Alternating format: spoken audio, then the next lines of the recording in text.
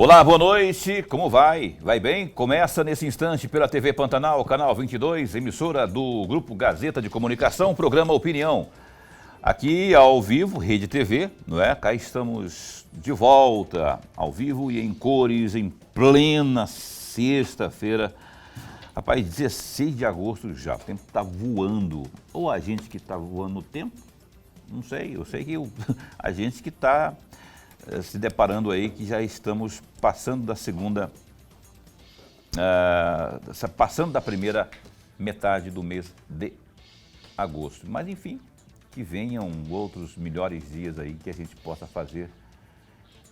Oi, Ana Carla Costa, tudo bem? Foi um sinal para mim ali. Tudo bem, Ana Carla, minha amicíssima de muito tempo, querida Ana Carla Costa, que é assessora dentre tantos, né, do Zé Medeiros, deputado federal que, esbaforido, chegou aqui, já está aqui, a postos conosco, né? Nem parece que é flamenguista. Chegou aqui todo, o flamenguista não cansa, o flamenguista corre e não cansa, mas ele chegou aqui todo. E vamos bater um papo com o deputado federal José Medeiros nesta noite de sexta. Aqui tem muita coisa, rapaz, lá de Brasília, para falarmos no programa Opinião de hoje. Fora ainda, né, a performance parlamentar do próprio deputado Medeiros, que a gente quer saber também, afinal de contas, o que ele tem feito lá, especialmente aquele eleitor que depositou o voto nele. O que esse rapaz está fazendo? Ele vai falar um pouco do que está fazendo lá, não é? Vai também revelar as redes sociais, porque tudo é improvável que consiga falar, né? Porque uma coisa eu sei que tem feito muita coisa, mas quem vai saber detalhes é só ele. E aí vai passar também a rede social para que você possa também acompanhá-lo lá. Hoje em dia a rede social virou primordial, é uma ferramenta potentíssima, né? Lorenberg Alves, boa noite, como vai? Vai bem? Muito bem, Paulo, muito bem. Boa noite, Paulo Coelho, e um grande abraço, mas um grande abraço mesmo a todos os nossos telespectadores, a razão maior do nosso programa. Acompanhe a gente pelo canal 22 ou ainda pela internet no www.gazetadigital.com.br ou ainda pela página no Facebook da TV Pantanal. É só entrar ali, ó, e digitar TV Pantanal 22 HD e a gente está ao vivo para o mundo inteiro. E assim, ó, minha câmera mudou, né? Você preparou aquela porque se o Medeiros não viesse, não chegasse a tempo, aí mudou para aquela de volta lá. Então é essa aqui. Deputado Medeiros, muito bom tê-lo aqui. Obrigado por aceitar o nosso convite, viu? Para a gente prosear um cadinho, já que faz tempo que o senhor não vem. E eu já vou perguntando, não poderia ser diferente, Alexandre de Moraes, que é a grande polêmica, né, a grande notícia aí dos últimos, desde terça-feira, desde a matéria, a reportagem do jornal A Folha de São Paulo, bombástica. Não se fala em outra coisa senão no Alexandre de Moraes e aquilo que pode ter sido o maior erro, não, o maior escândalo, na verdade, envolvendo o nome dele até agora, né? Ainda que muita coisa precise de luz. Mas eu queria a sua opinião a respeito sobre esse caso. Boa noite, bom recebê-lo aqui. Uma satisfação estar aqui, conversar com suas duas excelências, Paulo, ilustre flamenguista. Meus parabéns. Brasília realmente, eu já cheguei, vai fazer uns 10 anos que eu estou por ali, e é interessante, ela parece aquela propaganda na TV, né? Em 20 minutos tudo pode mudar. Então, às vezes você está ali, está tudo quieto, de repente alguma coisa explode de um lado ou do outro, e o país é tomado pelas surpresas, né? Esse episódio mesmo, não é para nós que estamos com o lombo todo cortado, vamos dizer assim, pelo chicote do ministro Alexandre.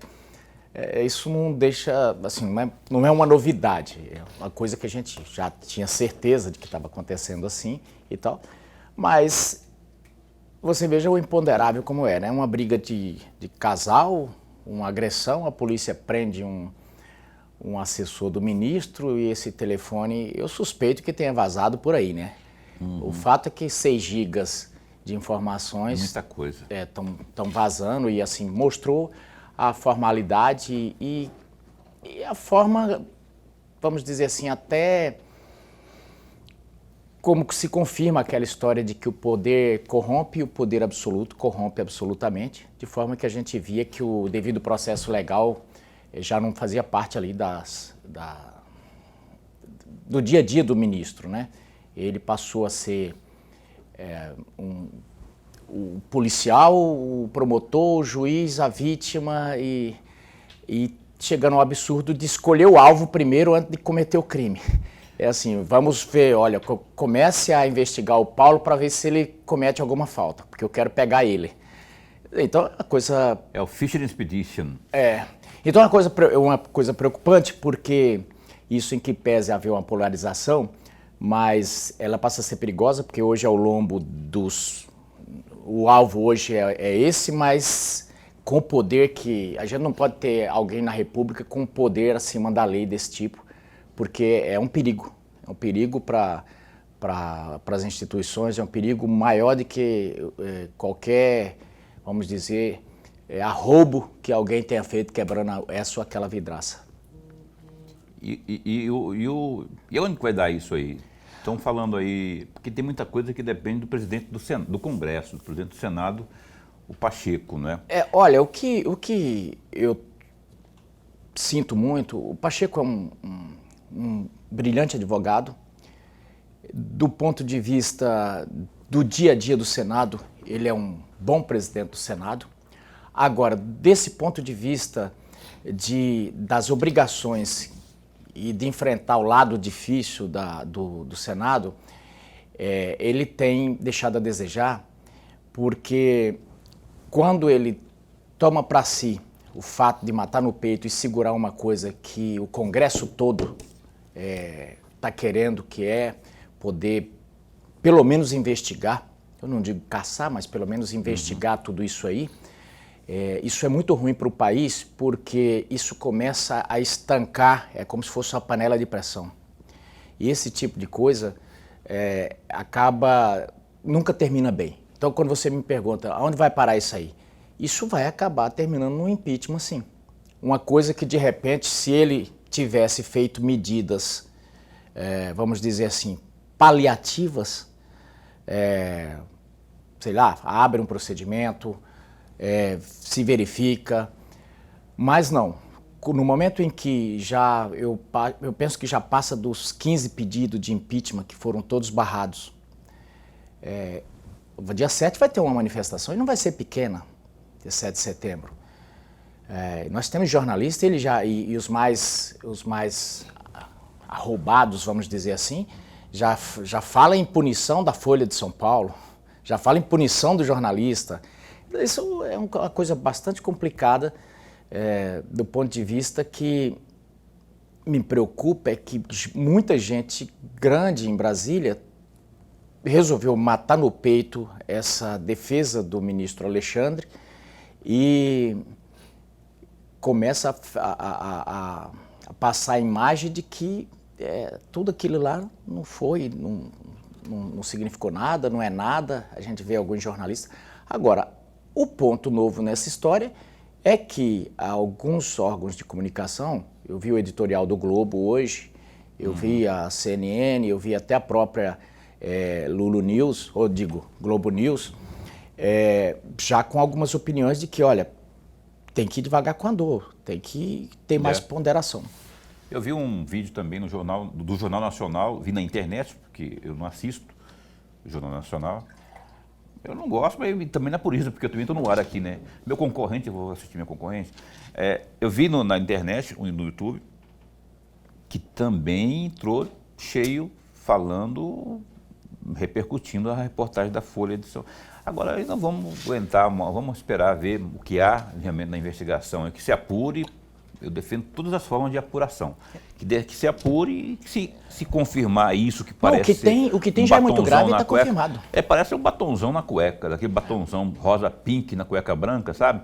Você chega em casa, você acha que está tudo bem com o chega, aí você de repente vacila e deixa lá a cueca exposta e a dona encrenca vai ver. Você não vai ter como explicar. Ali não tem como explicar. Por exemplo, a coisa estava tão tranquila que, eu vou contratar alguém para trabalhar na minha casa, puxa a ficha dele lá. Não dá, você não pode. Eu trabalhei na polícia, eu não posso simplesmente olhar para o professor Landenberg e falar, peraí, eu vou olhar no sistema aqui, como é que ele está. Não, é para isso que tem as senhas, e ainda bem que tem as senhas, né? Porque ficou lá o rastro e alguém descobriu que estavam checando pessoas no TSE. Então ali tinha virado uma agência, e a gente aqui tem a mania de criticar muito os nossos vizinhos, né?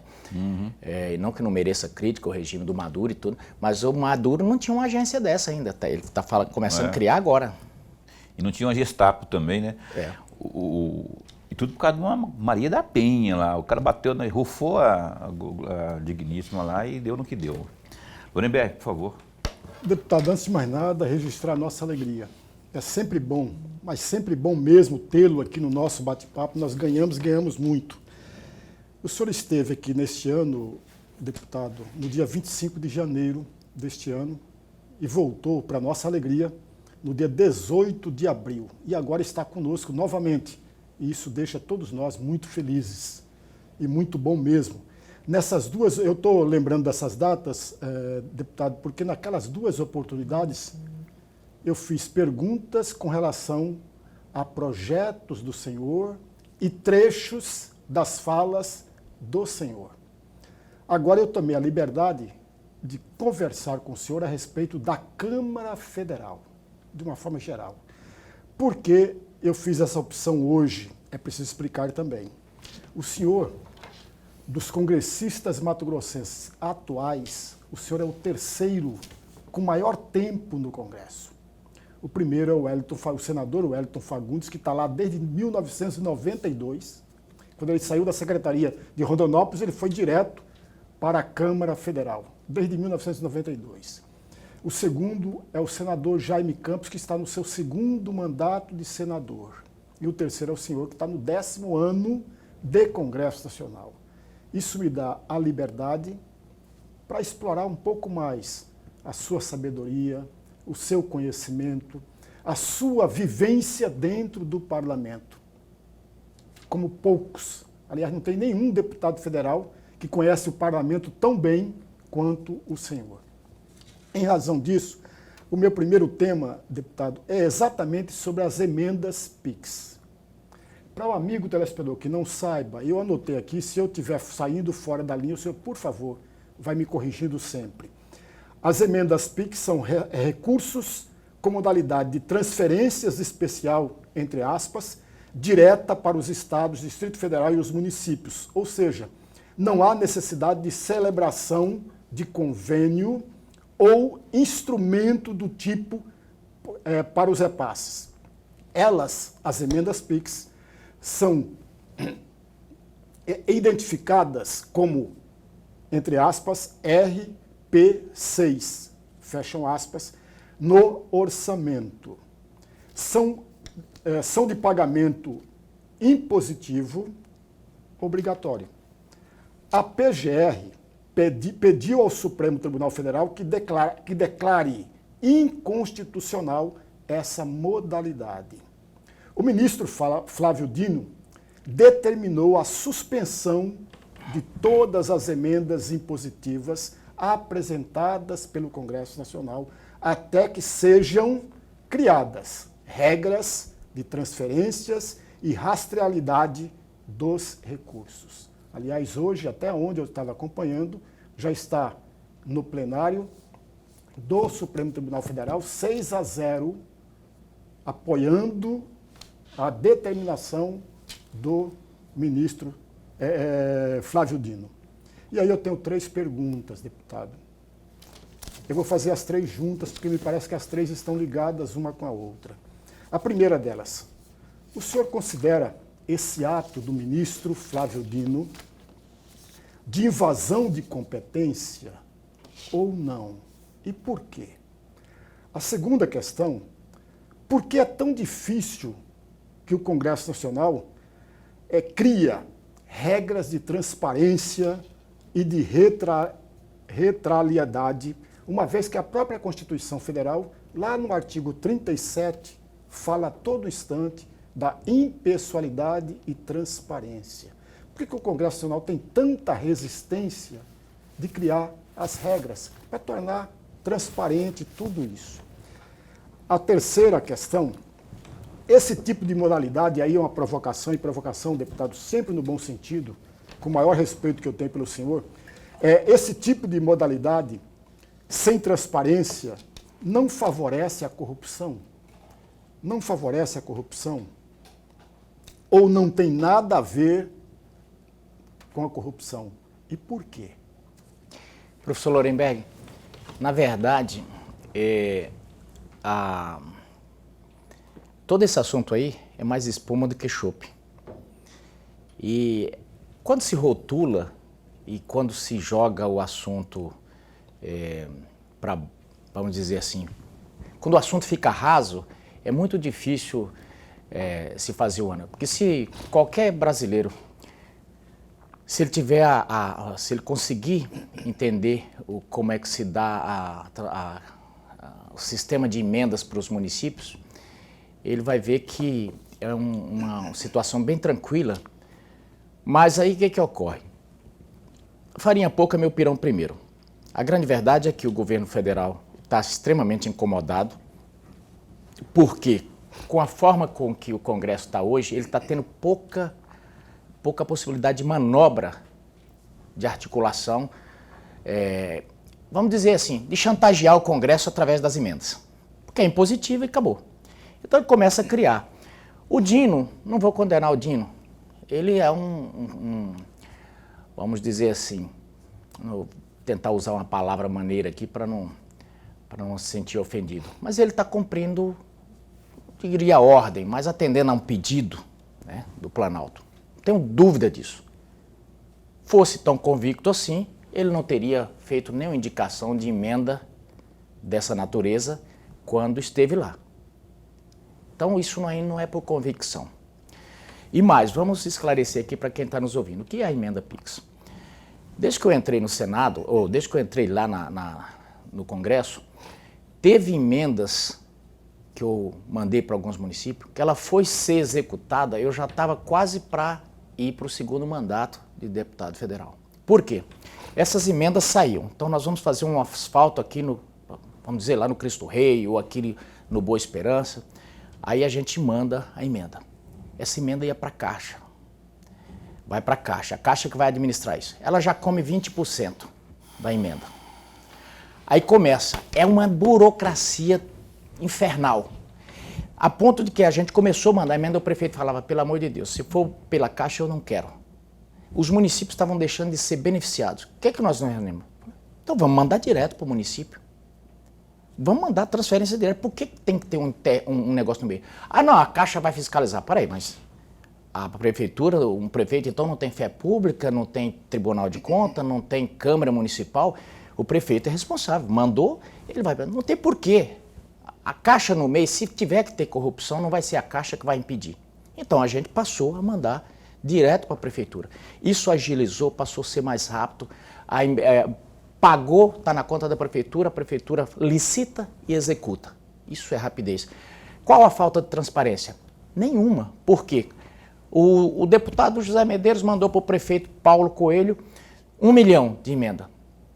Para quê? Geralmente o deputado indica, mas o prefeito é soberano. Ele pode fazer aquela obra que o deputado pediu ou não. Mas, de qualquer forma, ele tem que prestar conta daquele recurso. Para quem que ele presta? Não, ele presta conta. Lá no final do... no final do mandato, ou a Câmara vai fiscalizar e tal, né? Tem os mecanismos, tem o Ministério Público, tem tudo. Quer dizer, e o dinheiro está ali. Agora, e não faria menor diferença se ele viesse pela Caixa ou pelo outro.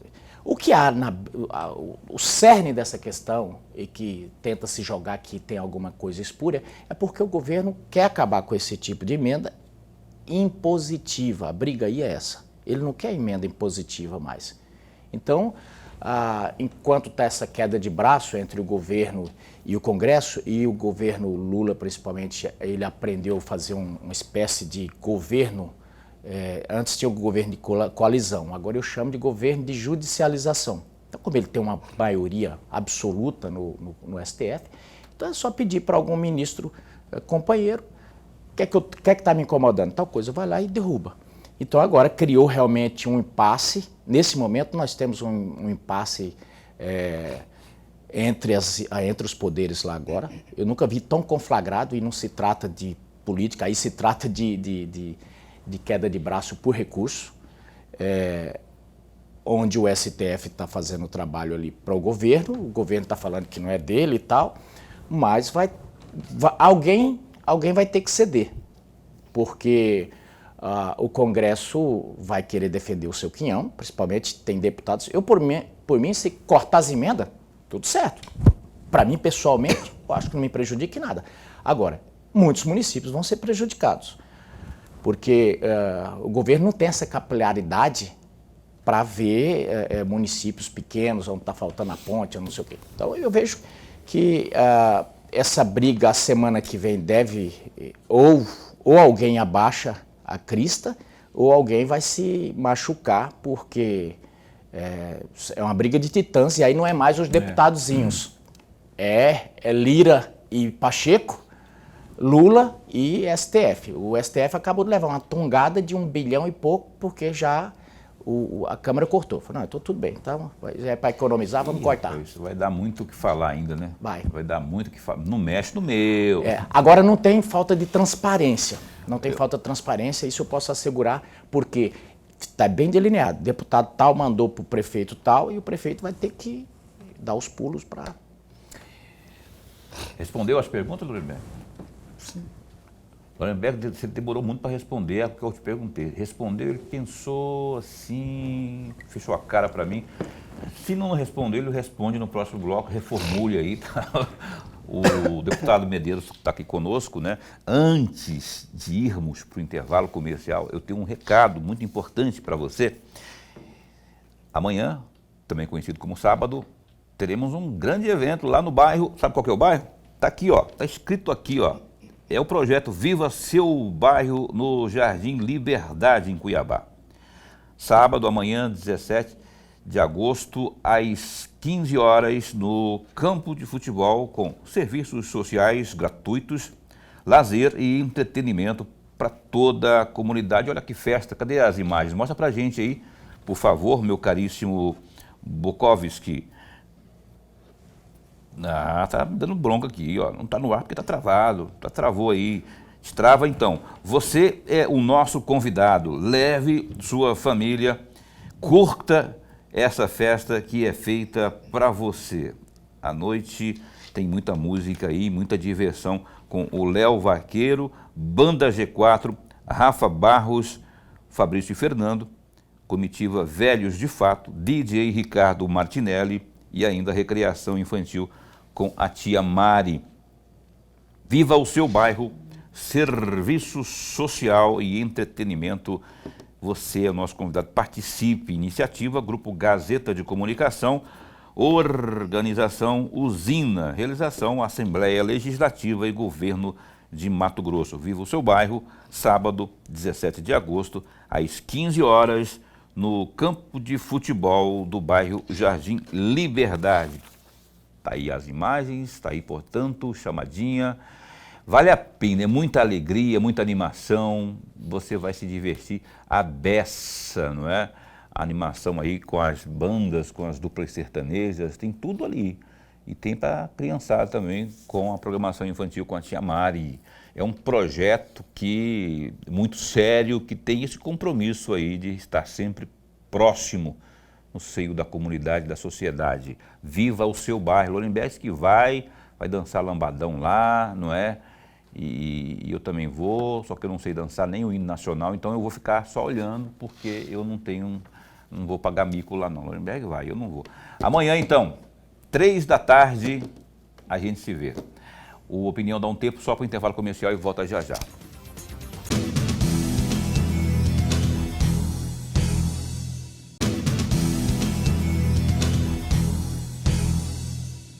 Aqui olhando aqui o GD, para quem não sabe, é o Gazeta Digital. Estamos de volta ao vivo, o programa Opinião, que está hoje entrevistando aqui o deputado federal José Medeiros, não é? E vamos aos destaques do Gazeta Digital.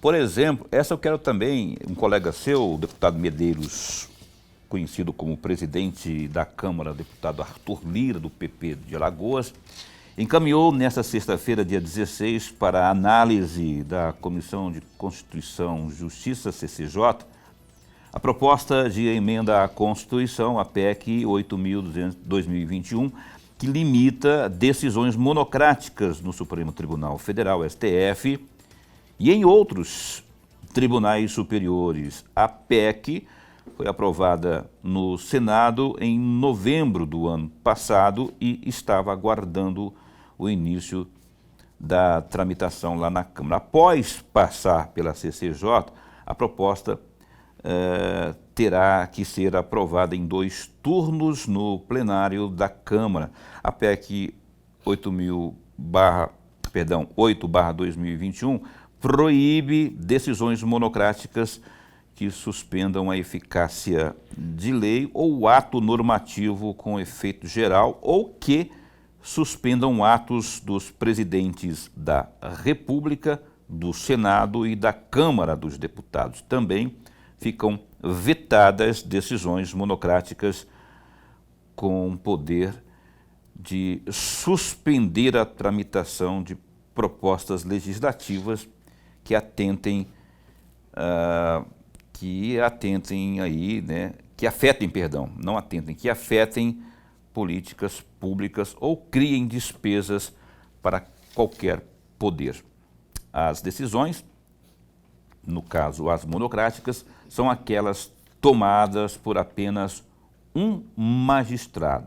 Trata-se de uma decisão provisória que precisa ser confirmada pelo conjunto de ministros da Corte. Daqui a pouco eu quero a opinião do Zé Medeiros. Antes eu quero dizer o seguinte, tem outro destaque aí, a disputa eleitoral em Mato Grosso, neste ano, terá pouco mais de 2.000 candidaturas a menos do que foi registrado em 2020. Ao todo, foram solicitadas 10.831, da Justiça, e nesse ano. Só para candidaturas à Prefeitura, nos 142 municípios mato-grossenses, foram 366 pedidos, o mesmo para candidaturas a vice-prefeito. Já para vereadores, foram 10.100 pedidos de registros. Desse total, 1.154 pedidos são de candidaturas que tentarão a reeleição em Mato Grosso. 86 prefeitos buscarão se reeleger em seus municípios. Já vice-prefeitos, que tentarão mais 4 anos no cargo, são 54. Já nas câmaras municipais, serão 1.014 parlamentares que tentarão a reeleição. Que, por sinal, a partir da 0 hora de hoje, já tem, que eu estou recebendo de pipoco aqui, de pedindo de voto, de jingle, de não sei o quê, sabe? Um monte de moagem. Tem que limpar o celular todo dia, tirar aquelas, fazer aqui a varredura aqui. Só na sua casa são 5 votos. Essa raça infame. Não é raça infame, não. O Walter Rabelo que falava, essa raça infame. Aí acabou virando também político, né? Falava das raças infames.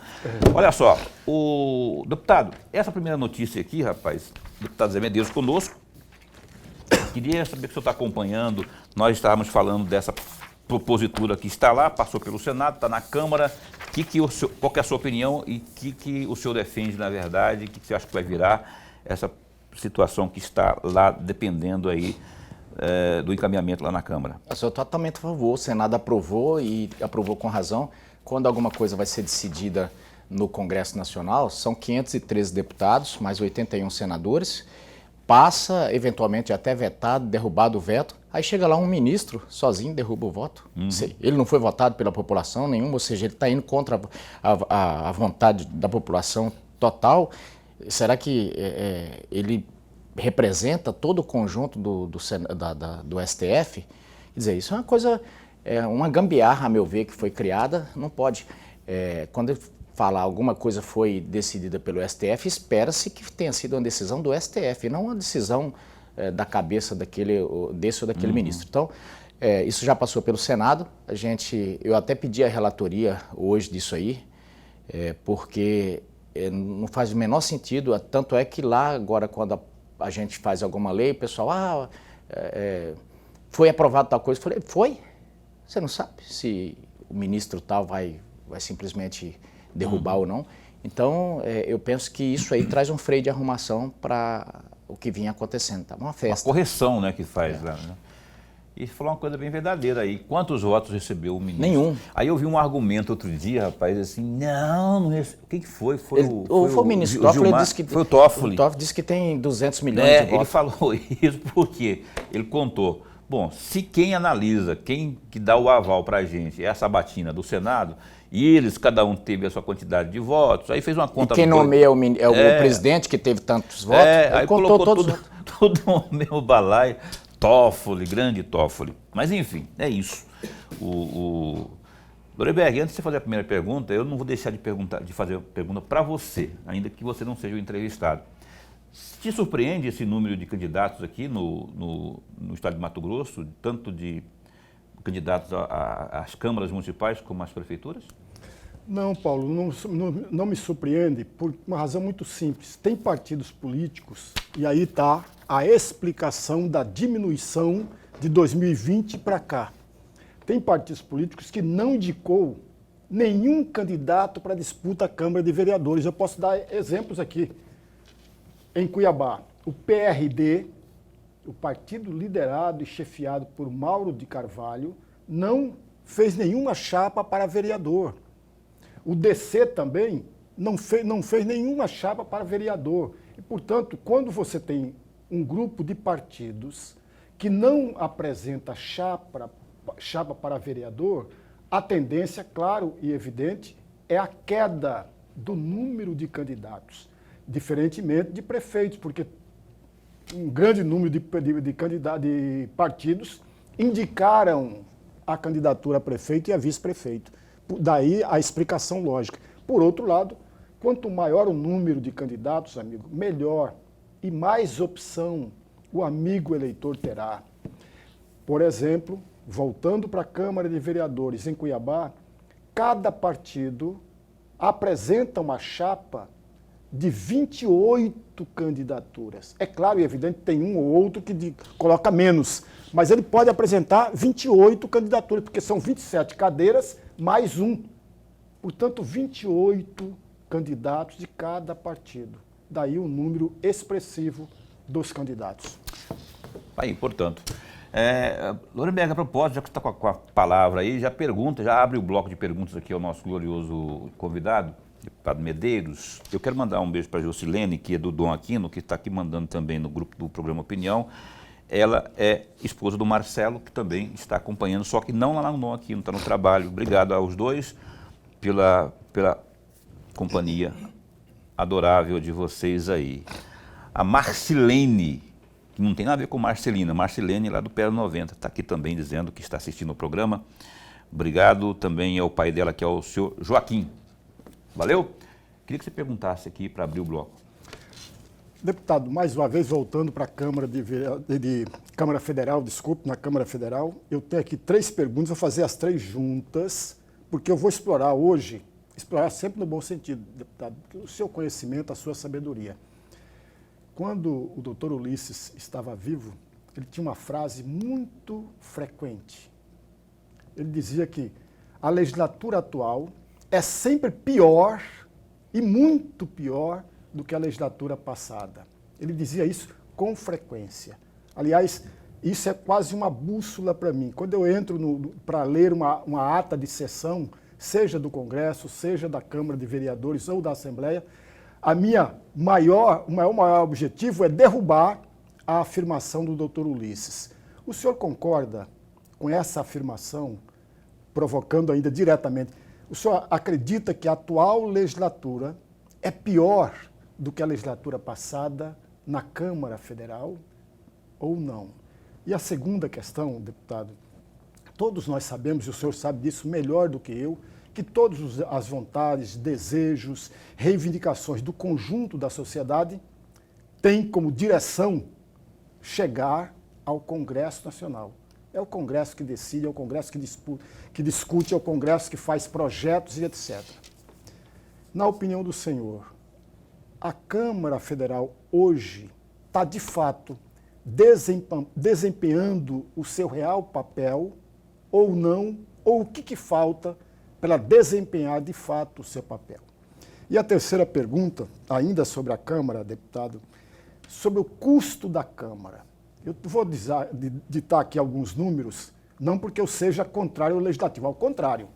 Eu sou um dos maiores defensores do Legislativo, sem o qual não há Estado democrático.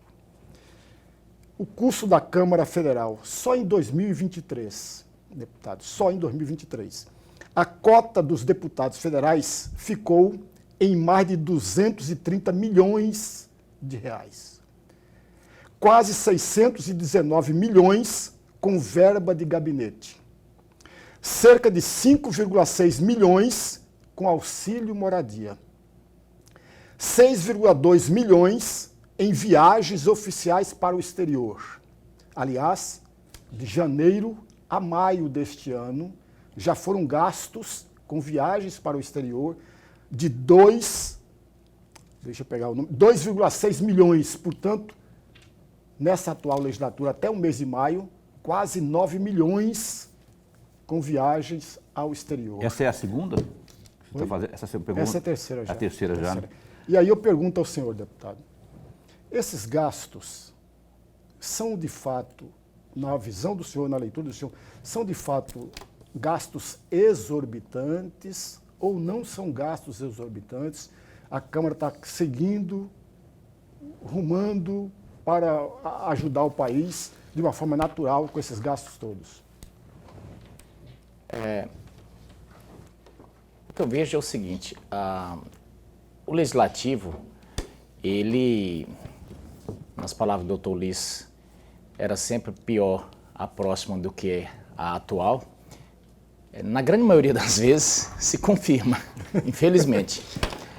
Eu diria que a Câmara, por incrível que pareça, essa legislatura agora me parece melhor do que a passada. Me parece melhor do que a passada, me surpreendeu. A do Senado, no entanto, me parece que é uma legislatura que a tônica do Dr. Ulisses, desde que eu entrei no Senado, tem que ser confirmado até agora para mim. Na Câmara não, essa legislatura tem me surpreendido até agora. Eu vejo muita dedicação, vejo muita gente estudiosa, vejo muita gente realmente trabalhando. Em relação aos gastos, há gastos e gastos. Eu vejo viagens importantes e vejo viagens só para turismo, né? Viagem, por exemplo, quando estive no Senado, eu tive a oportunidade de viajar em missão para a ONU, que é uma comitiva grande, e eu chegava lá, olhava, não tinha ninguém. Cadê o pessoal? Estavam na rua, em Manhattan, andando, né? Então, um dia eu perguntei para um lá e falei, escuta, como é que você vai fazer o relatório? Não, eu tinha mandado um assessor lá e ele estava com ele. Você trouxe assessor? Entendeu? Então tem disso. Agora, existe um grande gasto. Se você pegar Câmara e Senado, eu penso que vai dar um orçamento maior do que a maioria dos estados aí. O Senado mesmo, acho que é 4 bilhões, a Câmara não fica longe disso. Evidentemente que a Câmara precisa ter alguns gastos, tem. Ali, de brasileiros de todo o país, por dia, geralmente é 15 mil pessoas andando ali, procurando os mais diversos tipos de soluções. Em relação aos gabinetes, é bom a gente explicar para quem está ouvindo, porque o que a Câmara faz? Pega o bolo, divide pelo total de 500 e tantos deputados, então necessariamente isso aí não é gasto com o gabinete em si. O gasto de gabinete que você tem é caneta, papel hoje nem tanto, entendeu? E o café é até por responsabilidade do parlamentar e o salário do parlamentar, né? Esses gastos todos que eles falam, gasto com cota de gabinete, é gasto com funcionários ali para trabalhar. Agora, óbvio, se o deputado não faz uma atividade, não emprega bem aquele gasto, aí é de cada um. mas não, eu quero dizer com isso que isso não vai para bolso do deputado. Em relação a gastos com moradia, existe sim uma parcela de deputados que recebe auxílio moradia. Eu optei por morar nos prédios funcionais que tem lá em Brasília, porque eu decidi levar minha família para lá. Eu acho que casou, você tem que estar junto. Não dá para, vou ficar em Brasília, vou vir para cá, vou ver no família. Aí você não vê a família final de semana, tem filhos, então Então é mais ou menos essa linha. Os gastos, obviamente, com moradia, acaba sendo grande porque são 500, né? 500 o quê? 513 deputados. Né? 513 deputados. Olha só, a gente continua falando sobre isso daqui a pouco, mas eu tenho que fazer um pequeno break comercial e a gente volta já já.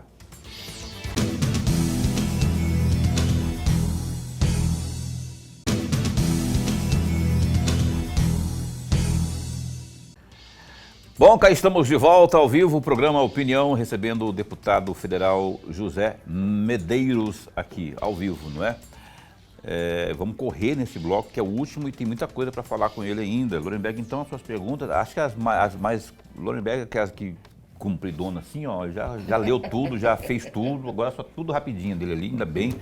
Né? O Moretti e paisagista. Um nome é da candidata a prefeita de Várzea Grande. O outro é o apelido do candidato lá de Rondonópolis, o Cláudio Paisagista, Cláudio Ferreira, e aqui é Moretti, né? Eu falei Moretti. Flávia Moretti. Moretti, Flávia Moretti. O que o PL tem de expectativa quanto a esses dois nomes, o que está sendo trabalhado? Eu sei que existe uma expectativa muito grande, mas eu queria que o senhor falasse a respeito desses dois e também discorresse sobre as demais principais candidaturas aí do PL Mato Grosso adentro. Não, são duas candidaturas muito importantes, obviamente que enfrentam duas dinastias muito fortes. Aqui em Várzea Grande enfrenta a dinastia ali dos Campos e em Rondonópolis enfrenta ali a dinastia Riva, né, porque o Riva há muito tempo domina ali o pedaço. Mas são duas candidaturas competitivas e a gente está trabalhando com muita esperança nessas candidaturas. São candidaturas que estão bem posicionadas já nas pesquisas, né? Então, são dois nomes novos e muito aguerridos. Nós estamos bastante otimistas com essas duas candidaturas. O Riva domina Rondonópolis ainda? Faz muito tempo. Ainda? O Riva que fala no caso agora... Não.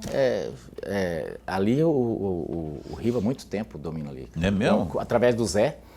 E agora o Thiago, se o Thiago ganhasse, por exemplo, através continuaria dominando, né? Porque aí sim, através da deputada. Esse negócio de dominar, isso me soa tão pejorativo, né?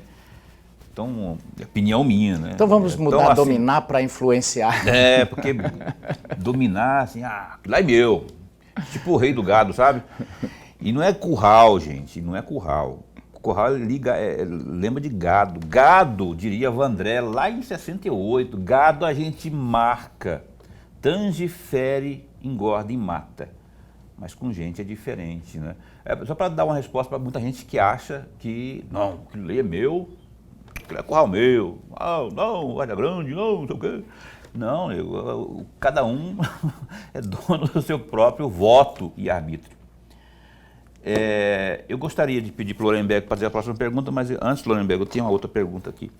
Sobre a classificação anterior, o Lorenberg perguntou das emendas, da emenda PIX especialmente, e o senhor falou que a mim, palavra do senhor, a mim não prejudica, não é? Mas o prefeito, a prefeitura propriamente pode ser prejudicada. Mas, os municípios prejudicam os municípios. Pois é, mas se o município no qual o senhor teve e tem respaldo do prefeito e tal, que lhe rendeu uma boa votação, se esse município acaba sendo prejudicado, o senhor também, por consequência, acaba sendo também, né? Se para de vir dinheiro para os municípios, evidentemente que prejudica todo mundo, né? Eu falo assim do ponto de vista de interesse, porque eu sempre fui assim. Agora que as emendas estão ficando impositivas, eu fico mais tranquilo. Mas antes eu ficava muito incomodado porque você acaba tendo o processo legislativo manipulado por quem está no governo, né? Então eu falo nesse tipo de raciocínio. Nuremberg, por favor. Deputado, eu vou voltar à pergunta anterior do Paulo e à sua resposta. O Paulo mencionou Várzea Grande e Rondonópolis no caso do PL.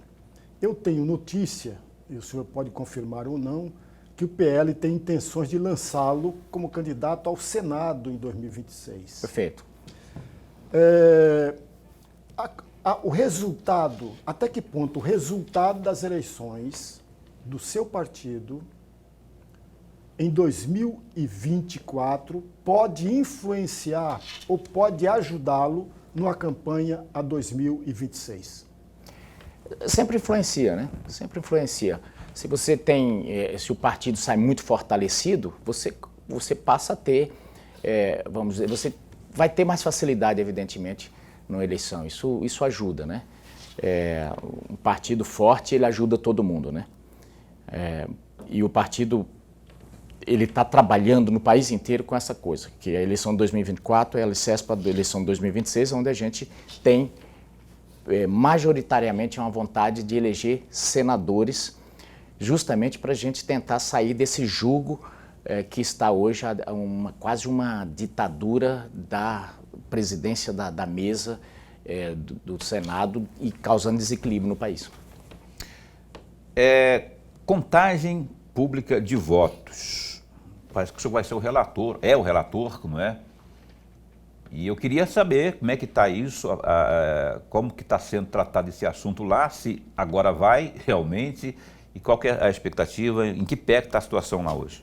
Eu quero até pedir para quem está nos assistindo todo apoio para esse projeto.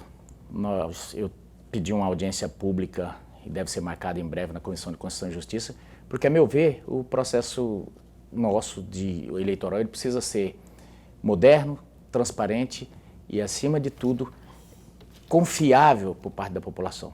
Não adianta ficar por mais discutível que seja, o processo é confiável. Por quê? Porque eu, ministro fulano de tal, estou dizendo que é. Não pode ser lá garantia sou Joe. As pessoas têm que ter...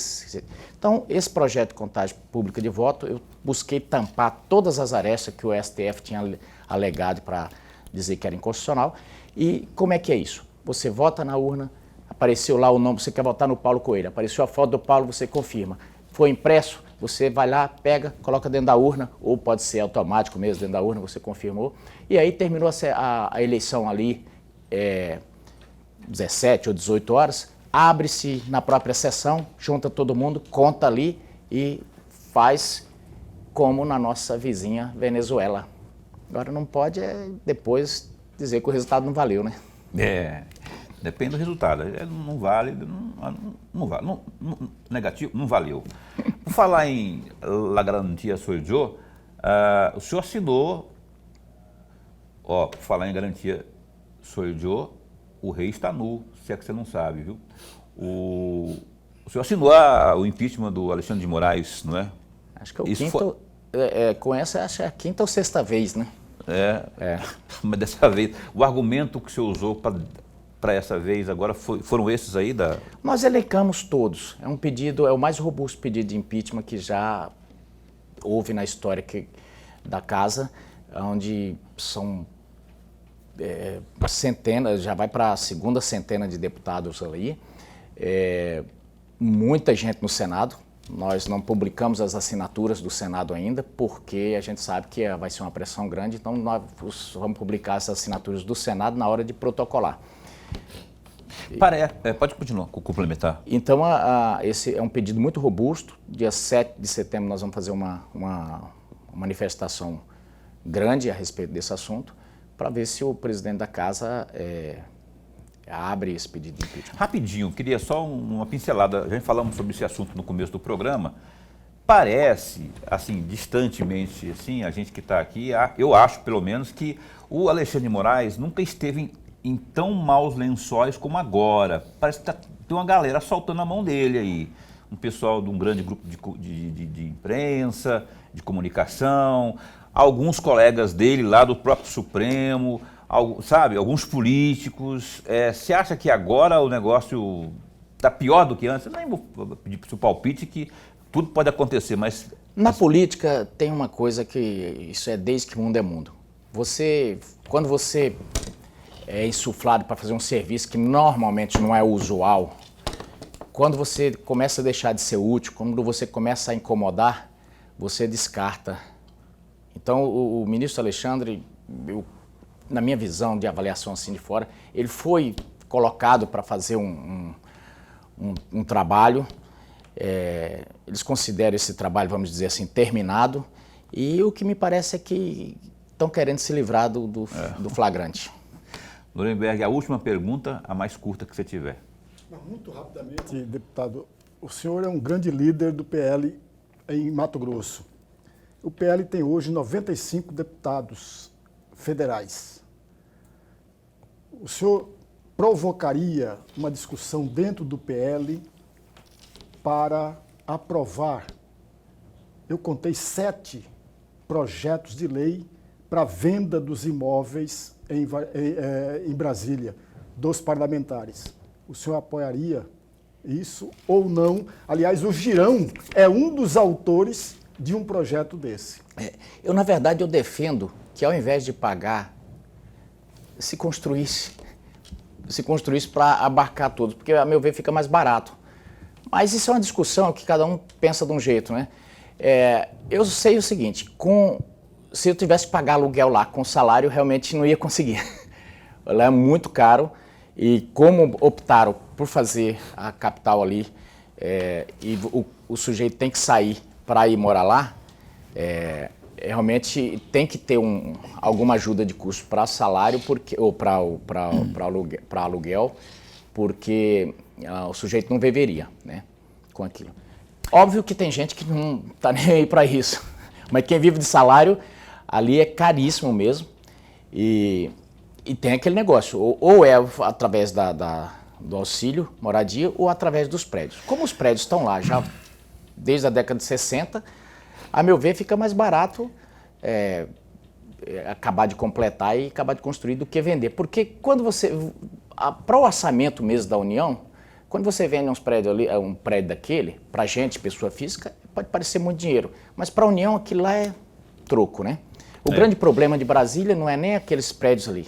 Vamos lá, o Correio está com 4 bilhões de prejuízo, Petrobras, estatais e tudo mais. Se a gente pegar só esses prejuízos que já deu nesse início, né, esses gastos aí ficam desse tamanhozinho. O grande problema de Brasília é a tungagem e a má gestão. O tempo voou aqui, a gente não...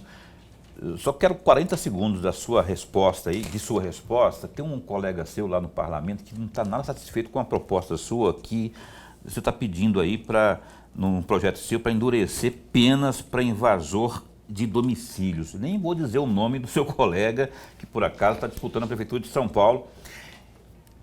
Que projeto é esse? Eu queria que você falasse em 40 segundos aí, como é que está esse projeto? O lar deve ser inviolável. A pessoa não pode entrar no seu lar, te ameaçar Então eu coloquei esse projeto para... Que pé que ele está lá? Está lá para ser observado nas comissões, né? Eu espero que seja e que isso vá para frente, não é possível. O colega dele que eu falei é Guilherme Boulos, tá? Não precisava falar, mas eu falei. Deputado Medeiros, obrigado. Eu queria continuar aqui, prosseando um bocadinho mais, mas tem muito assunto. Lorenberg, então, tá com catatal ali. É só aquelas perguntas, né, para deixar o cara zonzo, né? Grande Lorenberg. Então, a gente deixou um bocadinho para a própria Lorenberg, marrou um bocadinho para a próxima aí, para o senhor garantir que o senhor volta logo aqui. Obrigado. Queria agradecer o espaço, dizer, eu cheguei hoje do Pantanal, nós sobrevoamos o Pantanal, fomos até Cáceres, Ladário, Corumbá. Realmente está muito grave aí, nós fomos com a Marinha, com o Bombeiro, enfim. Outra hora a gente fala desse assunto. Sim, com certeza. Se soubesse desses detalhes, eu teria tocado mais. A gente vai logo convidá-lo mais uma vez aqui. Obrigado, Ana Carla Costa. Obrigado, beijão, fica com Deus, viu? Ao senhor também, família, saúde, sobretudo saúde e Deus no coração sempre. Lorenberg, até segunda-feira. Segunda-feira, às 7h30 da noite, aqui no nosso programa Opinião. Se cuida, lembra que amanhã tem Viva Seu Bairro, às 3 da tarde, lá no Jardim Liberdade. É isso. A gente se encontra lá. Fica bem, fica com Deus também.